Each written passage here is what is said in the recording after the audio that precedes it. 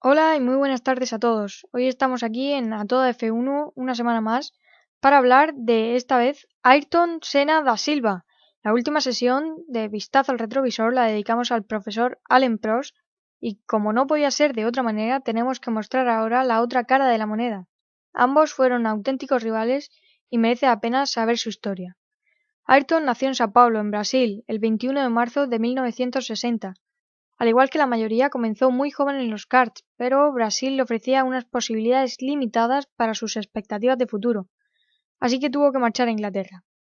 Allí se le abrieron muchas puertas, entre otras categorías pasó por la Fórmula 3, de la que salió victorioso y con un halo de miradas puestas sobre él.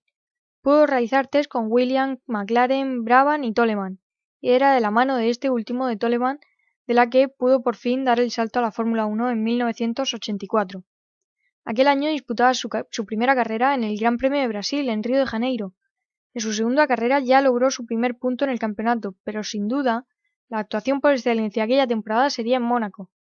La carrera se disputaba en lluvia. Senna salía decimotercero y avanzaba a un ritmo atroz, adelantando sin contemplaciones a sus rivales. En la vuelta 31 rodaba segundo pegado a Alain Prost, y en la 32 Senna lo adelantaba, dando buena cuenta de su calidad. Pero la FIA paraba la carrera esa misma vuelta, en la 32, por condiciones inseguras, y dado que la última vuelta disputada por completo por todos los pilotos fue la 31, fue el orden de esta la que se estableció. Allen recuperó así el liderato y Senna tuvo que conformarse con la segunda plaza y un carrerón histórico. Era además su primer podio en la Fórmula 1. En la temporada de 1985 marchó a Lotus, logrando su primera pole y su primera victoria en el Gran Premio de Portugal con condiciones meteorológicas adversas. Esta temporada logró también otra victoria y acabó cuarto en la general. En 1986, de nuevo en Lotus, Ayrton repitió dos victorias en la temporada y finalizó también cuarto en el Mundial de Pilotos. Una de estas dos victorias fue en el Gran Premio de España, por entonces que se disputaba en Jerez, y se trata del tercer final más ajustado de la historia. Entre Senna y el segundo contendiente, que era Nigel Mansell, solo hubo 14 milésimas de segundo, es decir, para que nos hagamos una idea, unas 30 veces menos de lo que dura un parpadeo. Ahora desde luego cobra sentido la famosa frase de si parpadean se lo van a perder. Pasó otra temporada más en Lotus, este año, el 87, eso sí, se acercaba considerablemente a la lucha por el Mundial, quedando tercero. Ese año lo ganaba su compatriota Nelson Piquet. Y Senna se hacía con dos victorias más en su historial. La primera, esta vez sí, que la lograba en el Gran Premio de Mónaco. Y como veremos, no sería la última. En el 88, Senna marchó a McLaren. Era ya un piloto de prestigio, aunque le faltaba culminar. Y eso hizo. Ese año logró 8 victorias en 16 carreras, es decir, la mitad. Y se hizo con su primer título mundial. Sobre el papel todo pinta mucho más sencillo de lo que en realidad fue. Llegaba al equipo inglés con todo un reconocido Alain Prost como compañero de filas. Y aunque Senna se llevaría el título, fue Prost quien consiguió más puntos al final de la temporada. La explicación es simple. Aquel año existía el sistema de descarte, que solo contaba los 11 mejores resultados obtenidos en las 16 pruebas disputadas. De este modo, Senna se alzaba campeón. Esa temporada fue la única en adelante que no lograría vencer en Mónaco. Iba primero cuando una distracción le costó muy cara e impactó su McLaren contra las barreras. En Suzuka, en Japón, penúltima carrera de la temporada, salía desde la pole y el mundial casi podía tocarlo. Pero su motor Honda, que tantos buenos momentos le había regalado, se paraba. Gracias a la pendiente de la recta de Suzuka, logró arrancar de nuevo su motor y realizó una enorme remontada desde el 14º puesto hasta el primero, adelantando así a Alain Prost, que sufría problemas en su caja de cambios.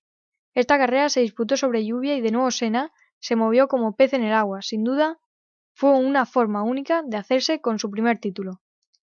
Tocaba vivir un año más de disputas con su compañero en 1989, pero en este caso la balanza se declinó del lado del francés, que lograba 4 victorias frente a 6 de Senna, y si miramos el número de poles la diferencia es demoledora. Prost se hizo con tan solo 2 frente a 13 poles que consiguió Ayrton Senna. Pero los abandonos lastraron el año del brasileño. El título se decidió de nuevo en Suzuka, penúltima prueba. Senna necesitaba ganar allí para mantener vivas sus opciones al título.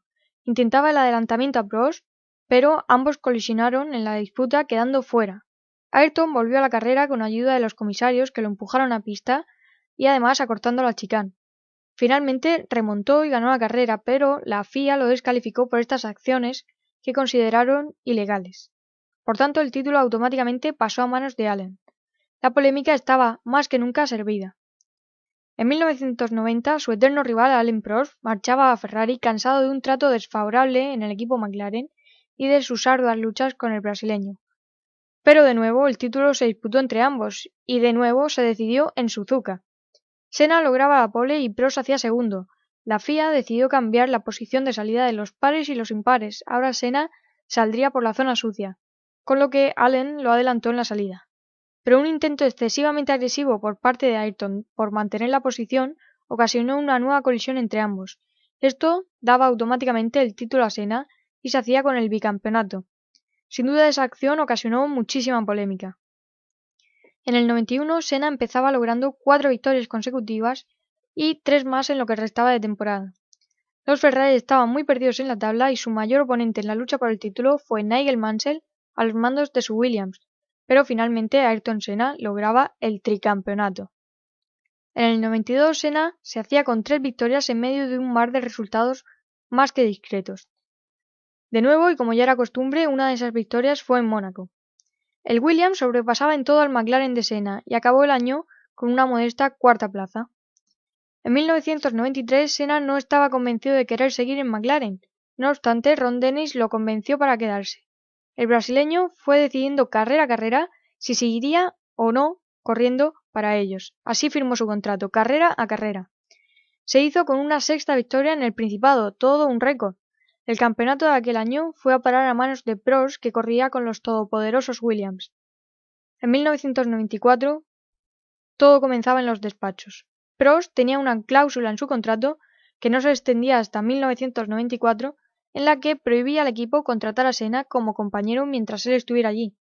Debido a que esta cláusula rescindía, decidieron traer al brasileño a Williams, el cual estaba encantado porque los Williams habían dominado el panorama años atrás. Prost, en cambio, decidió dejar la Fórmula 1 pese a tener aún un año más de contrato. Ya en el inicio de la temporada se vio cómo el Williams había perdido la superioridad de los años anteriores, y en las 2 primeras carreras Ayrton no lograba puntuar. En la primera caló el motor y en la segunda sufrió un accidente. La tercera carrera de la temporada se disputaba en San Marino, en Imola, el 1 de mayo. Ayrton estaba incómodo en el habitáculo de su monoplaza, por lo que sus mecánicos modificaron algunos aspectos para que pudiera encontrarse mejor. Entre ellos realizaron cambios en la barra de la dirección. Ese día, Ayrton Senna da Silva sufrió un fortísimo accidente como consecuencia de un fallo mecánico que, como todos conocemos, le ocasionaría la muerte a la edad de 34 años.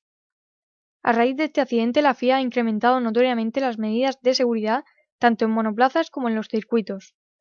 Ayrton Senna es recordado por muchos como el mejor piloto que ha mordido el asfalto de un circuito de Fórmula 1. Es adorado en su país por cómo era con la gente de allí y por cómo dio ilusión a aquellos que se refugiaron en el deporte para evadirse de las difíciles situaciones que se vivían.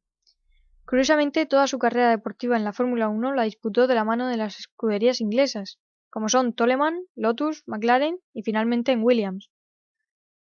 Es de admirar el idilio que existió entre Mónaco y Ayrton. Este trazado se considera uno de los más complejos y en el que el piloto más demuestra su potencial. Allí logró nada más y nada menos que 6 victorias. Asimismo, la lluvia es otro de los factores que hacen crecer el potencial del piloto, y mientras el resto se batía en duelo con el agua, Senna daba la sensación de que corriese sobre pista seca. Así lo afirmaron muchos de los que lo vieron correr en estas condiciones. Y hasta aquí el recordatorio de Ayrton Senna, que espero que os haya gustado al menos tanto como yo he disfrutado haciéndolo. Y hasta el próximo vistazo al retrovisor. Buenas tardes.